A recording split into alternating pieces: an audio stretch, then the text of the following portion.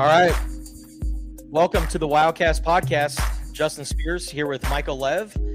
And we got a very special guest joining us, Arizona men's tennis coach Clancy Shields, calling in all the way from Athens, Georgia.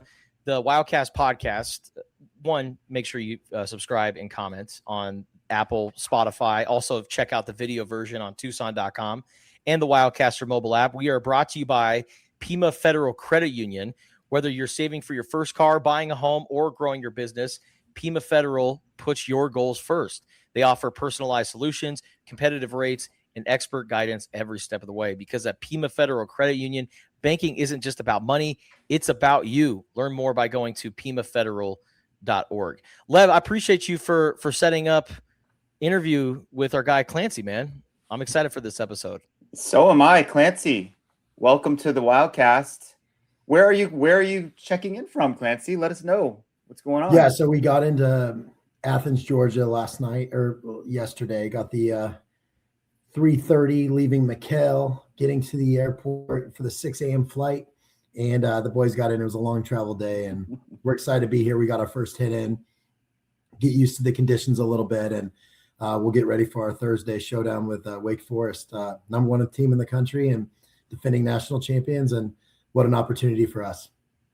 So every season is its own journey, Clancy. And, we talked about this on Spears with Ali and many times about just the different personalities and the different people that you have on your team on a year-by-year basis.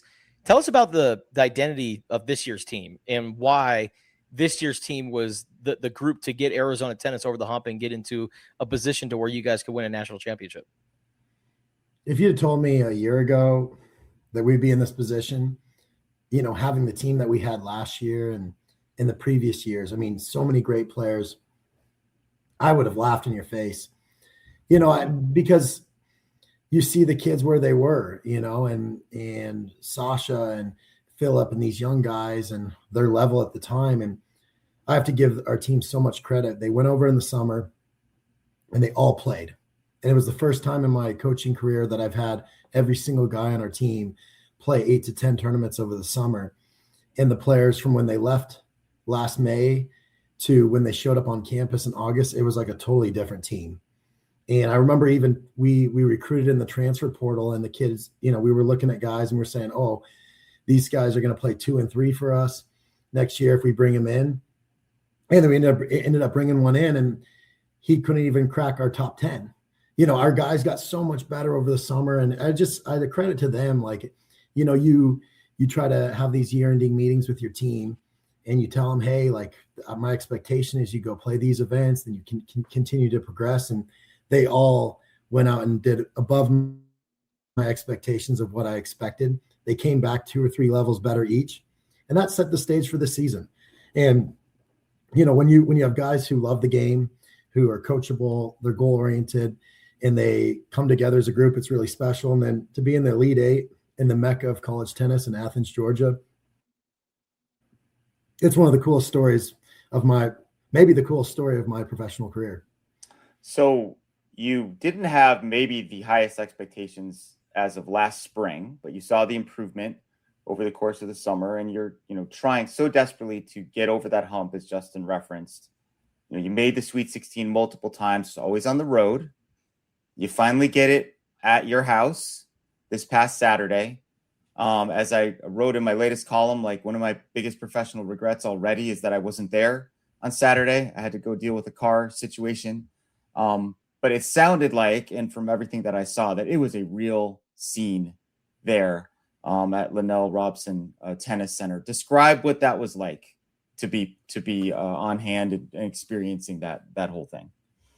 The last 20 minutes of the match was madness because you had 3 stories coming down to the finish line, and we needed to win all 3 to win the match. We're down 3-1, and you're thinking, oh man, we have our sophomore or we have our junior, but really a sophomore experience-wise in Sasha Rosen, and he's playing a guy from Oklahoma who's 450 ATP in the men's rankings. He's played Davis Cup for Israel, and you're thinking, God, our guys, he's not as experienced as this guy. Is he going to be able to get it done? But he was resolved. He had this resolve that was unbelievable. and he ended up having 3 match points, blew those match points, had this great bounce back ability, and then ended up getting in a tiebreaker. And then literally like a game later, it came down to Alejo, a freshman, playing their upperclassman, a guy who had beaten us pretty resoundingly in January, same matchup. And you're thinking in your head, oh, can our freshman beat this guy? You know, I mean, it's the first time that it's in his college career, and then everybody goes to the backcourts and they start watching him play, and the immense pressure that probably put on a freshman who's never been in that situation, and he held out that game at Love. And then all of a sudden, you snap your fingers and it was 3-3, and it came down to Jay Friend, our senior, our captain, our Y for the season, playing one of the better players in the SEC, who is currently, you know, was ranked 25 in the country at the time, so no slouch. And I just knew when it was coming down to Jay's court, I'm like, this is destiny. This was supposed to be, and this is the way it was supposed to be written. And then he went 6-0 in the third in front of a packed house, you know, hundreds of people there. And then I don't know if you've seen the video, but when he clinched the match, I mean, he looks over at his teammates and they're running at him full speed. And he starts like running away from him because he doesn't want to get tackled. And you're like, I mean, that's an image for me as a coach that will just, that'll be ingrained in my mind and my heart forever. And just a really cool moment, beating a top 10 team, a really, you know, veteran SEC team who'd gone through the rigors of the SEC schedule, and, you know, do it on our home with some really impactful people.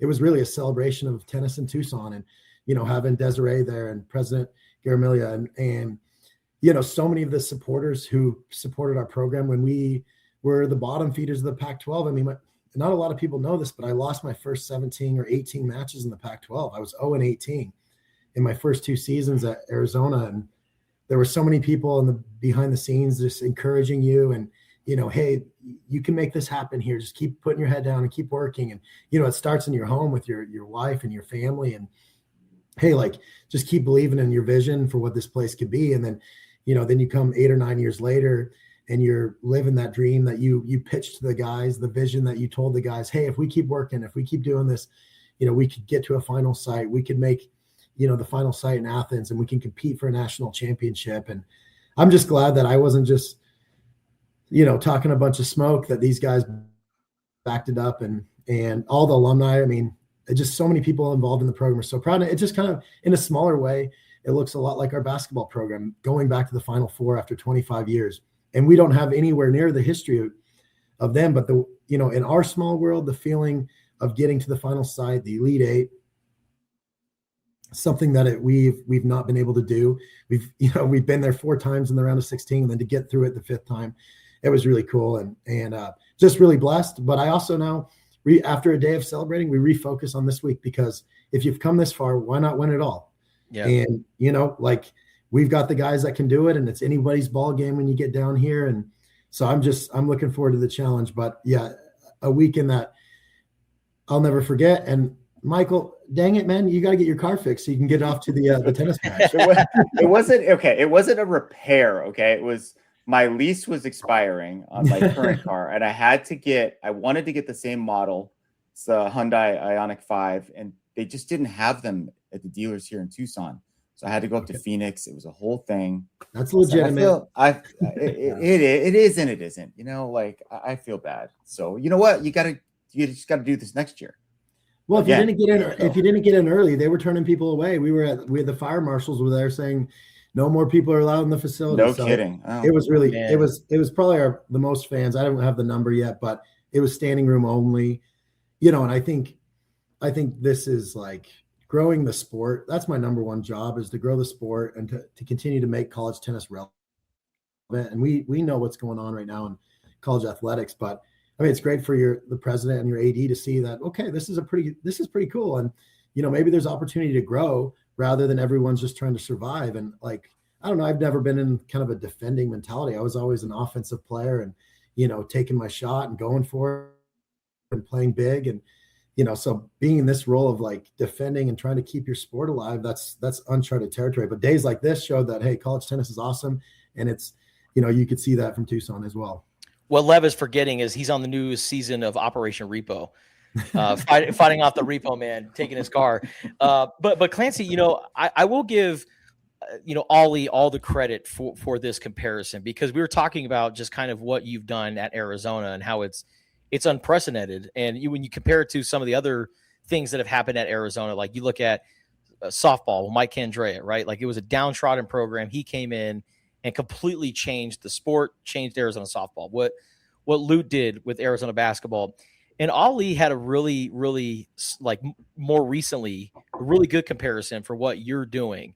And it's kind of Cignetti-esque, right? Because when Kurt Cignetti took over Indiana football, it was bad. I mean, the losingest program in college football history, and now here they are winning a national championship. You mentioned that your first Pac-12 games or matches in the first 2 seasons, you went 0-18. So, I mean, the fact that now here you are on the cusp of winning a national championship, it's remarkable. What has been the most enjoyable part about building something special? And I'm sure that, there have been maybe some other schools that have poked around and would like to have Clancy Shields coaching their program. Why is coaching Arizona special for you? And what joy do you get out of building what you've built? Well, I sure would have liked Mark Cuban when I took over 10 years ago to be funding our program, but I was just seeing them at the White House, I guess, but that came up to mind. But, I've turned around. Before I came to Arizona, I was at this school. They hired a 26-year-old young guy who knew nothing. And I turned around a program there. And it was really having that experience helped me at Arizona, because it was the same thing. They were the bottom feeder of the WAC. And then they moved to a new conference in the Mountain West. And by the time I left, we'd won a championship in the Mountain West there. And it was really fun to see what it is supposed to look like to build a program. And I made so many mistakes as a 26-year-old head coach. I mean, who won it? You don't know anything. And so I really feel like that experience allowed me to come into Arizona as a 29-year-old. I can't believe Greg Byrne hired me. Probably the youngest head coach at the time. And I made a ton of mistakes in those first couple of years. I remember even the guys telling me, Coach, are we the tennis team or the cross country team? Because it feels like all we do is run. And I remember telling them, well, guys, look, we may not win on talent, but we are definitely going to be the most fit team in the conference. And so we just had to start with little things that we knew that we could do in our program. And part of it, like our slogan here is culture wins. And I know that's cliche and whatever, but we really, going back 10 years ago, there were so many important people who helped lay the foundation, the building blocks for our program. And it was so cool to come to Arizona and to read the story of Lute Olson and how he did it. And I remember being fascinated. I was reading in my office because I was sleeping in my office the first 2 weeks. I didn't have a place to stay. I was just recruiting nonstop. And I remember reading this Lute Olson story about how he started the program here and got it going. And he was talking about how how much running they did and the physical fitness and paying the price to be an elite program. And they didn't have a ton of success in the first couple of years either.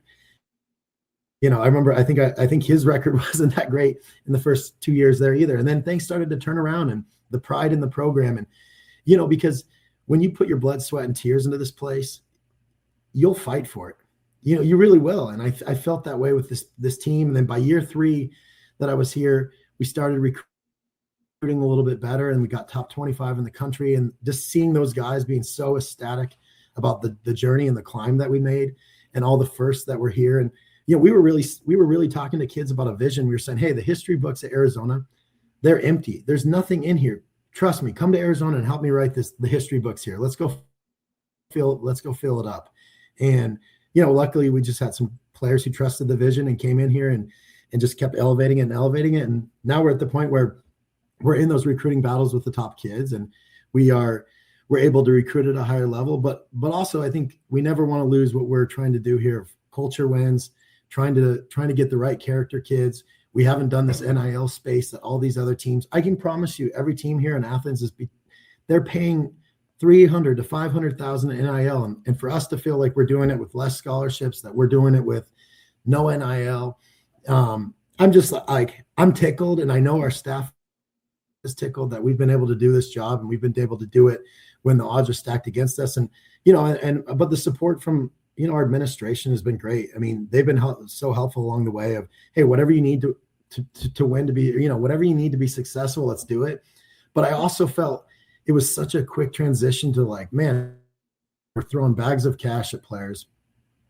But I've worked so hard about building this culture. And if you're motivated by money, it's the antithesis of everything that I've built here about like playing for each other, playing for the A, playing for Tucson, like the love of the program. And I don't know, I mean, it's just something that like, it's hard for me to wrap my mind around because I've worked so hard at building this culture of all the things that are, I think are real, and money is a part of it, but it's just, I don't think it can be your main motivator.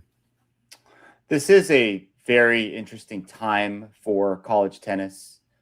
You talked about, wanting to promote and grow the sport. Maybe there's some haves and have-nots that have kind of emerged in this NIL era. As you are experiencing this tremendous breakthrough for your program, other schools around the country are cutting tennis.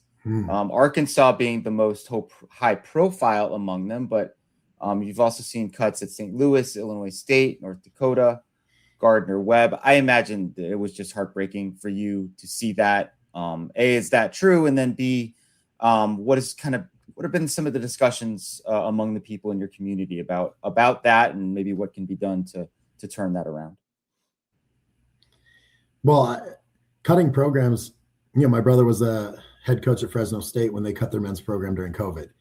And I remember just having many conversations with him and, what was that like? How'd you tell your players? And like, it's a great program. They'd had, very good teams throughout the course of history. And same thing with Arkansas and many of these programs. And I do think the landscape is changing, and I understand there's tough decisions that are being made much higher than where I sit.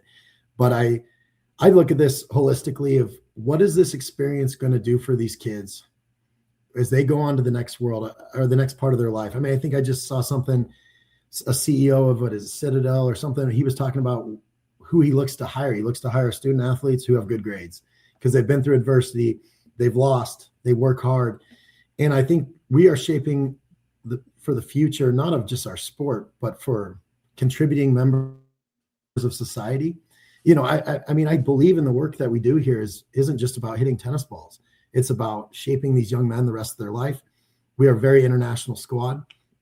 And I'll tell you what, we can take 9 to 12 different players from all over the world, and you can put them on a team and they all can start working towards one goal together. And I can promise you, it doesn't matter if you're from Ukraine, if you're from Spain, you're from Japan, New Zealand. When you get here and you're part of this team, your family, this is your family. This is where you're supposed to be. And honestly, I think that's given me a lot of hope in like society that, hey, as a global society, that we all can work together and that we all can do something as a collective unit to make life better and more meaningful and impactful. And that's been my journey of like watching it happen in real time, where the kids come together and work towards a common goal, and everybody's, whether prejudices, the language barrier, you're growing up. I mean, we've got a kid from Serbia. He grew up, his dad's a potato farmer, cabbage farmer. How different is that? Then you have a kid from Ukraine. He hasn't been in his home country in 4 or 5 years. He slept on couches for 2 years before he got here. And then you got a kid, from Japan and New Zealand. And then you got your American kids, and how great for our American kids to get to know these other cultures and to kind of teach them about the American culture and their way of life. And, I think, Michael, we were speaking earlier about, this international component. I mean, obviously I look across to our basketball program and see what they're doing. But a lot of our international players, they met their college sweetheart here. They've gotten married. They've had kids here. They're American citizens. And some of our biggest and best donors and alumni, they were international students that came to University of Arizona. They built a life here. And, I just think that's such a farce, that international component. But I see it from, 30,000 feet in the sky where everything is going. But I'll just say, I think the work we're doing is impactful. It's my life's calling. So I think it's under attack a little bit when I hear that we're chopping these opportunities. And then you take a step further back. What about the 8 and 9-year-old kid who's working for that goal to play college tennis, and the club systems and the high school systems? You start eliminating it at the top, it's a domino effect that will go all the way down to youth sports. I don't feel like it's a thing like it is with football. Like I've talked with Brent Brennan, Lev and I have talked with Brent Brennan and the football staff, and they run into the kids who are all about greed and are so money hungry. Have you identified those recruits in the recruiting process, and how do you go about just handling that? Well, I tell them the story of Colton Smith, a farm boy from Washington State who came in here and, was undoubtedly the best player in the country. And he came in here because he loved his teammates. He wasn't asking for extra money. He wasn't asking for any of those things. He could have left the program. Jay could have left the program. They could have gone and made six figures somewhere else. But I think when you have those examples, then the guys who are coming in are saying, hey, that what we have here is special. You said, hey, like, well, other teams have come poaching me. Sure. And I always tell them that, yeah, I choose to be here. I want to be here. And I think like, in this day and age, everyone hears the grass is greener somewhere else. Well, the grass is greener where you water it. And we've done a lot of watering here. And I think we've built something really cool that guys can be proud of. And then if you come in and you do your job here, you can be like Colton Smith, where I think he made $450,000 in prize money this past year as he came out of the University of Arizona. And, that's going to dwarf anything you do in NIL money if you come in and develop. Absolutely. I don't want to recruit for you, Clancy, but I think you can also pitch to, and I feel like this is the case with baseball too, especially like that team experience that you have with college tennis. You're only going to get that once, right? And when you go out and on the pro circuit, correct me if I'm wrong, but it can be kind of lonely out there, and especially if you don't experience success right away, I imagine it could be really challenging to have your teammates around you, to have that camaraderie. Just the fun factor. Like, I feel like that's something you can pretty easily sell to a lot of players who might be on the fence about. I think this is in any sport. I was just talking to Tommy a few days ago, and he was talking about his players, who are going on to do the pro stuff, and they're calling it their teammates and their coaches, because it is a lonely journey. You get on the road and you're trying to find out who are your people, and you find out that your people were the ones that you were at Arizona with, who, when you didn't have a big name, and they just saw you for who you were, and they love you all the same. And those are really your friendships. And I saw that with Colton this past year. I mean, he was off in China playing for 3 weeks, and he was calling the boys every day and video, FaceTiming everybody. And because you get out there and you still need to have that social connection. And, when everyone's telling you how great you are, you just want to have a normal conversation and be with the boys. And I 100% lean into that. Man, you're not collecting Pokemon cards with the boys while you're a pro, right? I feel like you've learned so much about Pokemon in the last year, Clancy. I can't believe it. I mean, I guess my staff and I were like, okay, what was this like for us? And we're like, maybe it was like Pogs. Like when I was a kid, we did Pogs, and we had like jammers, and then we collected baseball cards and basketball cards. And, I thought that was really cool as a kid. But the craze for this, like, we were in the Atlanta airport yesterday, and the guys saw like, oh my gosh, you can buy like a pack over here, and we could do that. And I was just, all right, I'll see you at the gate. But honestly, the fact this team, they're having healthy fun, and I say that in this, they're bonding over things that are healthy and that are, I think there's a lot of things that aren't healthy fun that you can entertain yourself with. And this team has not entertained themselves with that. They've sacrificed a lot. I was walking with Jay last night. We were walking to dinner, and I just said, thank you for the sacrifice and the commitment you guys have made to not like go out and party and go do these type of things, because the culture that you could do this, Arizona has a little bit of that reputation. Most schools do, but I just said, thank you for your sacrifice. And I hope you realize that it was worth it, because now you're in this place that few people will ever get to do. And, I just said, I really, truly believe that we are here because you guys all decided to make that sacrifice. So you're down there in Athens, Georgia, University of Georgia.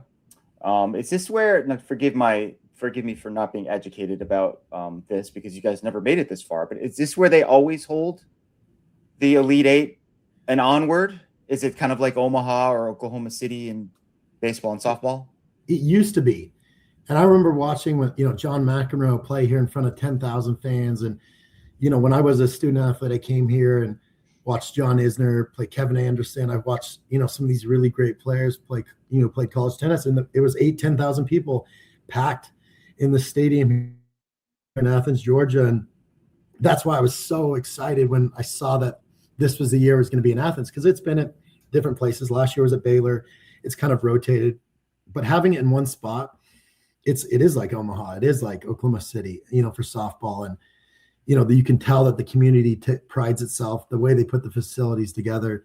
Everything about this place is special. And, they have the Hall of Fame here, and just watching our players walk onto the courts this morning and see it, you just got, the hair on the back of your neck stands up. Like, we're going to be competing here in 2 days, and you guys have earned this. And, that's what college sports is all about, is to have these moments and these opportunities that these guys will share with each other forever. So Jay Friend is the face of the franchise. He's, been that dude for the last couple of years. What do you remember about the very first time that you recruited Jay Friend? Well, I was going to a wedding. I was in a wedding, and I just told my wife, hey, I need to make this quick recruiting phone call. And we just landed in Baltimore, and I said, hey, will you pick up the bags? I'll go get the car, and I'll make this quick recruiting phone call. I got the car. I pulled over to the cell phone lot. All right. Most conversations with kids last 10 minutes. I mean, it's hard to keep a conversation going with an 18-year-old now. Yeah. I think it was an hour-long conversation. My wife was texting me, where are you at? Why aren't you coming to get me? And it was just one of those really awesome conversations where you start asking about your story. Hey, like, tell me about your story. Tell me about your life. And he's telling me, like, my mom's Japanese. My dad's from New Zealand. I grew up in Singapore. I went to a tennis academy in Spain. Then I lived in Europe, did tennis academies there and did different things. And it's just like, it was such a cool story. You just kept asking questions and, what was that like? And kind of by the end of it, you just felt this really great connection. And, I'm just so happy that you trusted your gut, because he was a lower ranked recruit at the time. I think it was like, he came on a visit to us and Rice, which I think we could win that battle. But, we were really lucky to get in early. We were really lucky to kind of connect, human to human. And then, I never got to see him play. He laughs about all the time. I asked him to send me a video. He copied it to YouTube, sent it over, and I liked his game. And then we brought him in on a visit, and Colton was his host, and they just hit it off. And I think he committed either on the visit or a few days after. And just from the moment that he's been here, like, how would I put this? Like, as a coach, you always dream of having the player that he's going to be coachable, that he's going to be a great challenge, that he has huge upside, that he's going to be a great leader. He's going to be a great teammate. He's going to be awesome in the classroom. He was a Scholar Athlete of the Year last year. I mean, you hope that you'll have a kid like that one day. And then you finally get it, and you're thinking to yourself, like, I think I just won the lottery, and he's so much fun to coach because he's so coachable. And he's probably one of the only players I've ever had who came over and just gave me the keys to his game and said, Coach, whatever you want me to do, I'll do it 100%. And I think that's a little bit of the Japanese culture. They're so coachable. They're so respectful. And that kind of, for me, like, that made me want to invest in him more. And then it was just every day for the last 4 years, we do one-on-one individuals. I've been on his court for every match, and I've seen the highs and the lows. And the really intimate part of this coaching thing may be different than football or basketball or these other sports. You get these 90-second breaks every 2 games. Hey, how you doing? It's like, I'm so nervous. You just get to feel their energy and their insecurities. And then you also get to be there, like, when they're feeling confident in their highs. And even last week when he's playing Oklahoma, he was stressing out about his serve and so many different things. And you felt so blessed that you get to be in his corner and you get to, like, emotionally support him, because in pro tennis, you don't get to have a coach on the court with you, and you don't get somebody to just, like, yell all your insecurities about how you're feeling about your game. And, like, for me, that's, like, the coolest part of this job is, like, to be there, to be your sounding board when you are fighting your internal demons, and that you could be there and help settle the nerves and settle the mind of what's going crazy upstairs. And I've just loved every minute of coaching him. I said this with Colton, I don't know how I'm going to coach without this kid in our locker room. And then Jay, it's been the same thing this year. Like, the greatest kid, so much fun to be around. And then also he's one of these guys, he sits in the front seat every time, when we're on road trips and we're in our rental car, and he's the DJ. And I've learned he's kind of an old soul. Like, he listens to Jack Johnson. He listens to all the music I listened to in the 90s. just I'll remember that. We've spent a lot of time together, and I've gotten to know him, at his core and his heart, and he's got a beautiful heart. And I think he's also going to be one of those players that's going to be playing at U.S. Open and Australian Open and all those big tournaments. And I'll just be able to look back at him as a freshman and that young, naive kid and be really proud of what he's been able to do here. Jay Friend won the gold medal in men's singles at the World University Games last year, helped Japan win the overall team title. Then he won an ATP Challenger event later in the year. Won an ITA All-American as well, right? So monster 2025. And then here in 2026, the clinching match for Arizona to advance to the Elite Eight for the first time, winning that third set 6-love. Arizona will face Wake Forest on Thursday at 1:00 Arizona time down there in Athens in the Elite Eight, number 1 versus number 8. And we'll see what happens. You're kind of playing with house money at this point, right, Clancy? Absolutely. We're playing free where there's no stress on our shoulders. And that's a dangerous combination, because I think the team felt the weight of trying to get to the Elite Eight for the first time. And I felt it. And to have that burden off our shoulders and to go play free. And I will just say this, the first message I told the guys on Monday is like, we're winning this freaking thing. I don't want you to think that like the job's done and like, okay, like, let's just go have fun. Like, yes, we're going to do that. But I think it's also that balance of we're coming here to win this thing. We're going to do everything that we can preparation wise. I mean, practice today, I was screaming at the guys the whole time, like any other day, because you know what, if you want to be elite, that you got to be a little bit of a perfectionist. So there wasn't like this mentality of, hey, we're just coming here to participate. And I don't know what's going to happen. Who knows on Thursday, but I will say that we're going to prepare like we're preparing for the most important match of our life, and that we can do this and not just, hey, we're playing. I mean, you said it, house money, sure. But at the same sense, like if we got this far, dang it, why not have the belief and confidence that we can actually go win it and that we can stand tall against these teams. And half the battle, and I learned this in my first couple of years here, if you don't have that inner belief that you can do something, it's not going to happen. And I said this, we're going to win conference championships here. And the team, the first 2 years looked at me like I was crazy, but I truly believed in my heart we could do it. And that's the same thing I would tell you. And I tell the team right now, like, you don't even know what you're capable of, but this week you could find out. And that's been the message. Oh yeah. Arizona men's tennis getting ready for the Elite Eight and the NCAA championships. They got Wake Forest coming up on Thursday at the Dan McGill Tennis Complex. And that's head coach of the Wildcats, Clancy Shields, joining us right here on the Wildcast podcast. Clancy, absolute pleasure, man. Thank you so much for joining us today. Thanks for having me on, and appreciate you highlighting our program. It means a lot to me. Hell yeah. All right, Arizona men's tennis getting ready for the Elite Eight. Make sure you go check them out this week as they get ready to maybe win a national championship. We appreciate all of you guys for listening to us right here on the Wildcast podcast. You can find us on Apple and Spotify. Make sure you subscribe, rate, and comment. Also, check us out on Tucson.com and the Wildcast mobile app. And a huge thank you to our presenting sponsor, Pima Federal Credit Union. We'll see y'all next time.